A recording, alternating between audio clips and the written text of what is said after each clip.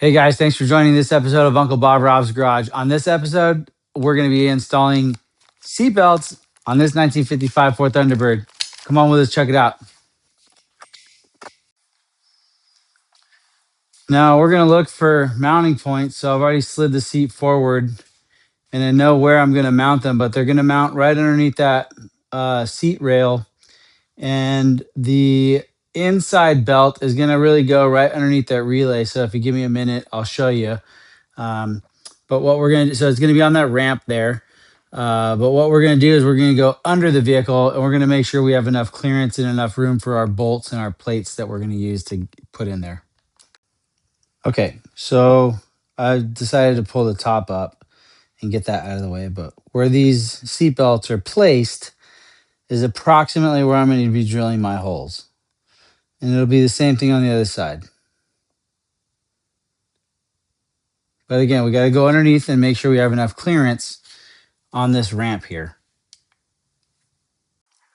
Okay, so now we're under the car, and that ramp that you see up towards the middle of the screen there, that is the same ramp that's obviously on the inside of the car. So you can see here from the looks of it, we're clear on the passenger side, and we look to be, oops, let me get in a little closer here.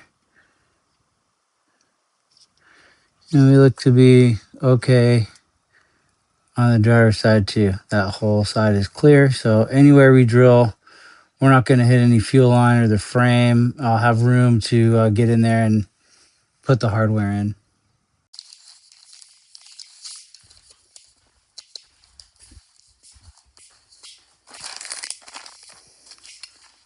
All right, so before I install this, I want to talk about what I'm going to use on the bottom side for reinforcement. So I'm not just going to use the standard hardware that comes with the seat belts and the big washer. You'll see it comes with a big giant washer here.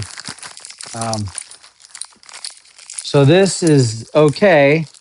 But in a real accident, it's really just not good enough, right? These washers is what's holding the bolt from coming through the frame, which yeah, I'm sure it's okay. But what's better is being more secure and safer. So I've opted for these plates here. Open them up.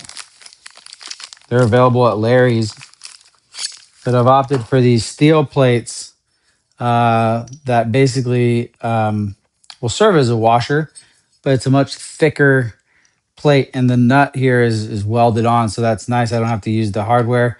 Same bolt will fit in. So what I'm actually going to do on the inside part is I'll still use the washer, but I'm going to use it on the inside. Might not look the greatest, but I'm going to use the hardware because it's better to have it and not use it. So I'm going to use that. I'll bolt this in. This will go to the bottom part underneath the frame where I just showed you on the video and the ramp. And these will bolt in. Seatbelt will bolt right in and should be pretty straightforward. All I'm going to use to drill the hole is a step bit and on an impact here.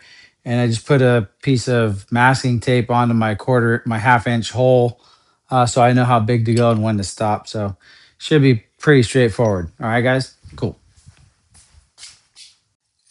Okay, so I got the holes drilled, and that's where the bolts are going to go. And on the bottom side, we're going to have these plates sitting on like that on the other side.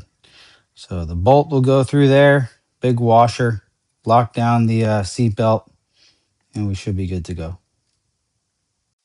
Okay, so here's the question: what to do? Do I put the seat belt over the carpet, behind it, or do I cut a slit through it?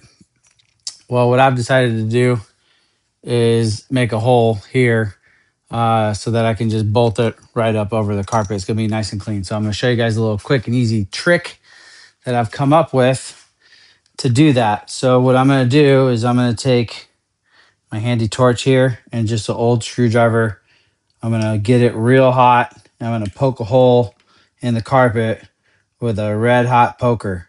All right.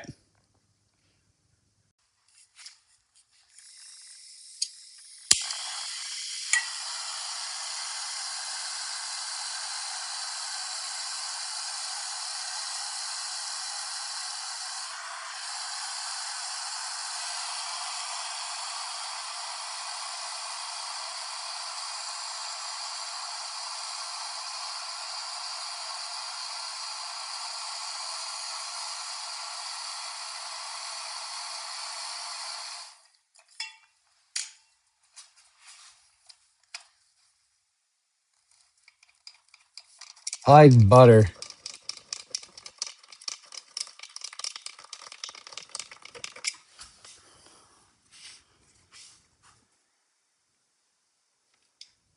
Nice, perfect hole. And we'll do the same thing all around. All right, so you're looking at underneath the car on the driver's side. That's my fuel pump, and then there's the plate for the inner lap belt for the seat belt, and then under here, if you could see it here, let me change the lighting. There you go. Right underneath, in between the frame. Oops, in between the frame and the body, there's the other plate. So there's enough room for you to get in there, put that plate in there, and tighten it right up. So it didn't take too long. Probably took longer to jack up the car.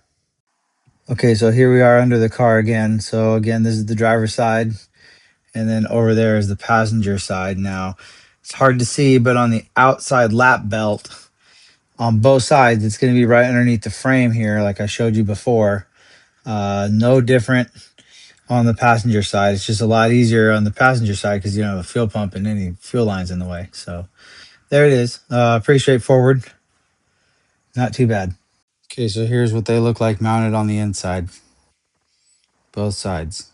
Up on top of the carpet, and then the drop cloth will go right over that. All right, so here it is with the drop curtain down, seatbelts installed, so nice and clean, coming from underneath the curtain, and then now up and over on the bench there themselves. So pretty straightforward, pretty easy job. All in all, it took about maybe 20, 30 minutes. Really just took longer to get the car jacked up and figure out where I was going to drill the holes. But it's a pretty easy job. You can do it. Anybody can do it. So, yeah.